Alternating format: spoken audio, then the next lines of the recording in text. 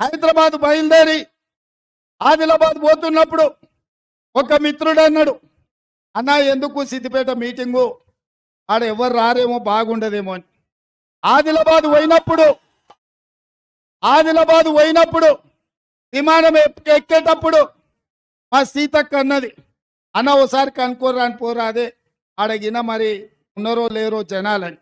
అంటే నేను ఒక్క మాట చెప్పిన, అక్క మొట్టమొదటిసారి కడీల బద్దలు కొట్టే అవకాశం వచ్చింది.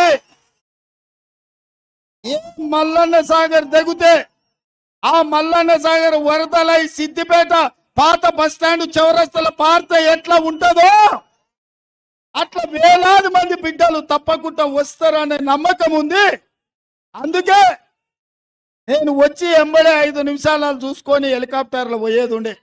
నేను హెలికాప్టర్ ఆయనకు చెప్పిన, నువ్వు ఓవా, మళ్ళీ నేను నిదానంగా వస్తా, మా వాళ్ళందరినీ కలిసాను. హైదరాబాద్లో ప్రోగ్రాం ఉంది, కుత్బుల్లాపూర్లో యాత్ర ఉంది.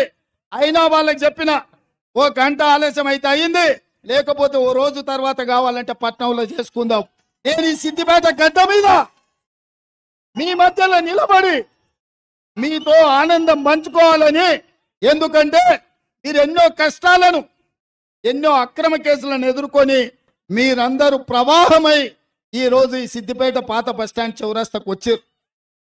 మీ నిర్బంధాల మధ్య ఈ ఆధిపత్యాన్ని ఛేదించుకొని ఈ సిద్దిపేట ప్రజలు స్వేచ్ఛగా పాత బస్టాండ్ చౌరస్తాకు వస్తే తన ప్రోగ్రాములు నేను హడావిడిగా పోతే నేను నిజంగా మీ పౌరుషాన్ని గుర్తించను నైతా.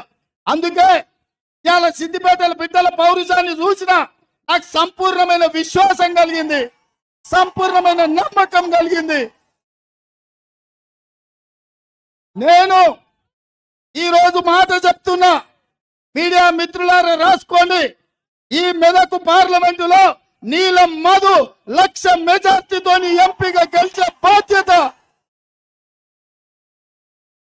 సిద్దిపేటలో కాంగ్రెస్ పార్టీకి మెజార్టీ వస్తుంది.